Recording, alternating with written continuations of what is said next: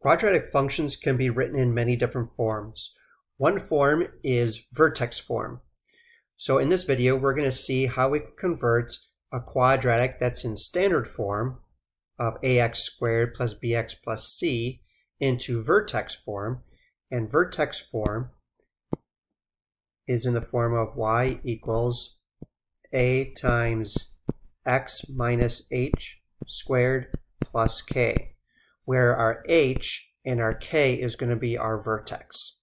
So how are we going to do this? So we're going to be using the knowledge that we've learned from completing the square to help us convert the equation from standard form to vertex form.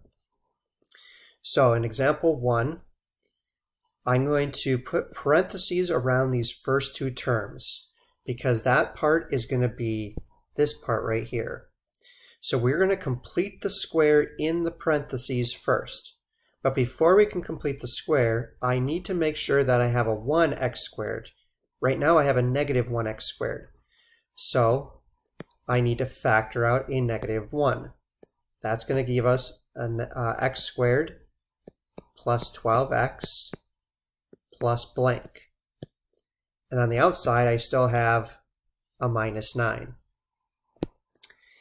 Now to complete the square, we're going to take our b, which is 12, divide that by 2, which is 6, square that, and that gives us 36. So I'm going to put a 36 here.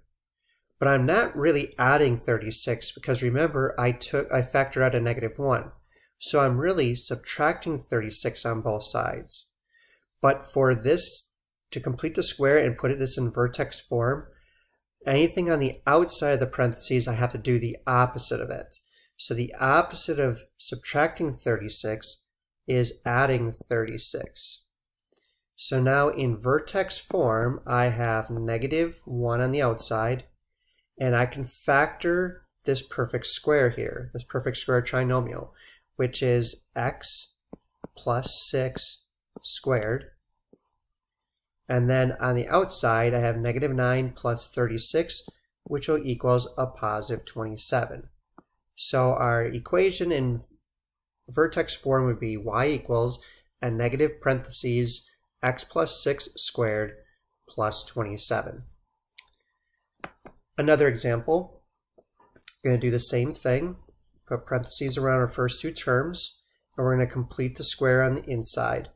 So I already have a positive 1x squared here, so that means I can already complete the square. So this would be x squared plus 8x. I take my 8, divide it by 2, which is 4, and I square it, which is 16. Then on the outside, I have a minus 3.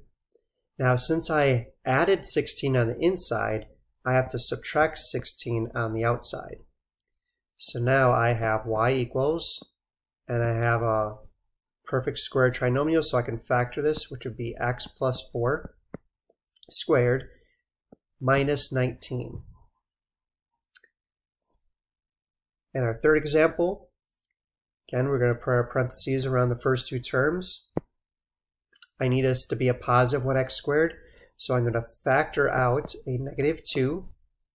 That's leave us with x squared minus 2x plus blank. And then on the outside I have a plus 7 plus a blank. Now I'm actually not going to put a plus here because I don't know if I'm going to be adding or subtracting that.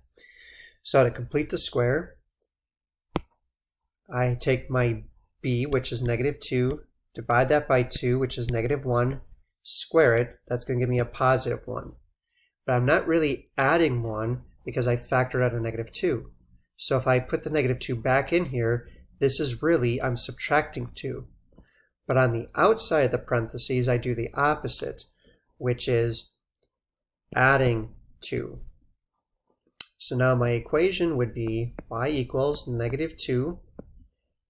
I factor this trinomial here, which would be x minus 1 squared, and 7 plus 2 gives me 9. So our vertex is actually at 1, 9.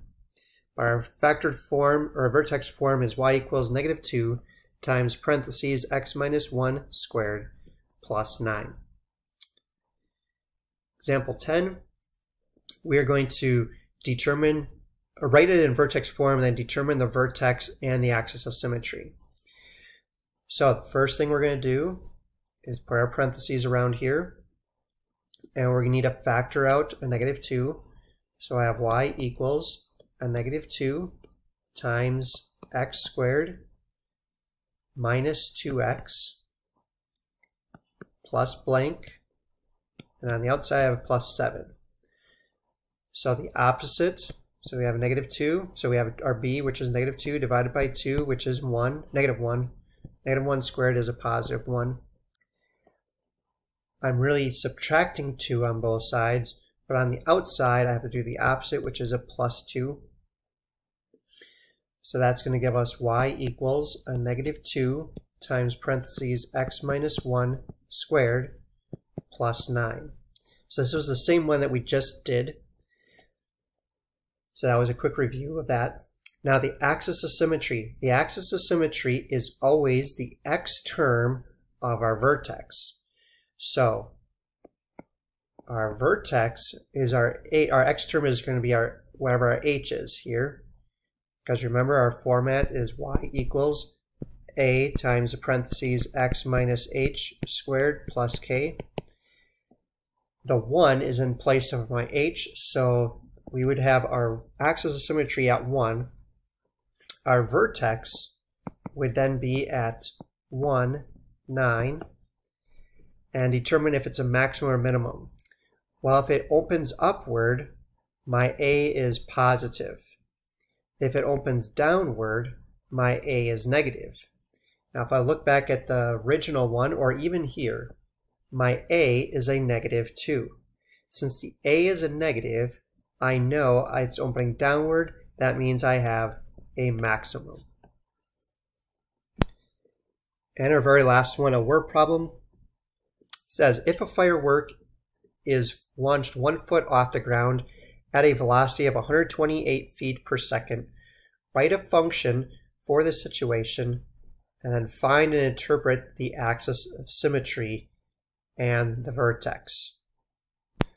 So in this problem, there's some information you need to know ahead of time. Now for projectile problems, there is a formula that you would use, which would be y equals a -16 x squared plus the velocity plus the starting height, which is h subscript 0.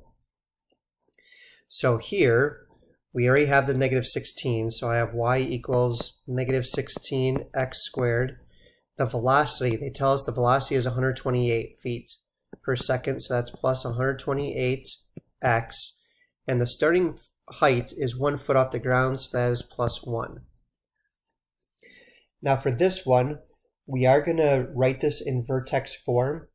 So to do that, we're going to put parentheses around the first two terms, and we're going to factor out the -16, which will give us a -16 times x squared minus, and if we grab our calculator, we're going to have 128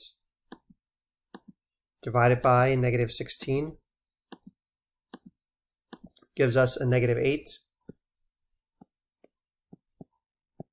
plus blank, and on the outside we have 1. So if I take my -8, divide that by 2, which is -4, square it, that is going to give us 16. But I'm not really adding 16 because I took a -16 out. So that's going to mean I'm going to take my -16 and I'm going to multiply that by 16, which gives us a -256. But since we're going to be putting on the outside, I have to do the opposite, which is adding 256. So now I have y equals -16 times x minus 4 squared plus 257. So that would be in vertex form. Now to find and interpret the axis of symmetry, the axis is whatever our x term is of our vertex, which would be x equaling a +4.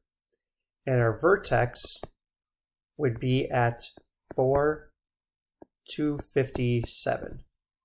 Now the interpretation would mean after 4 seconds, the fireworks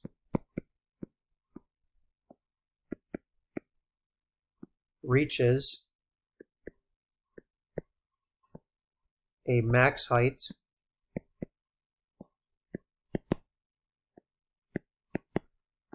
of 257 feet.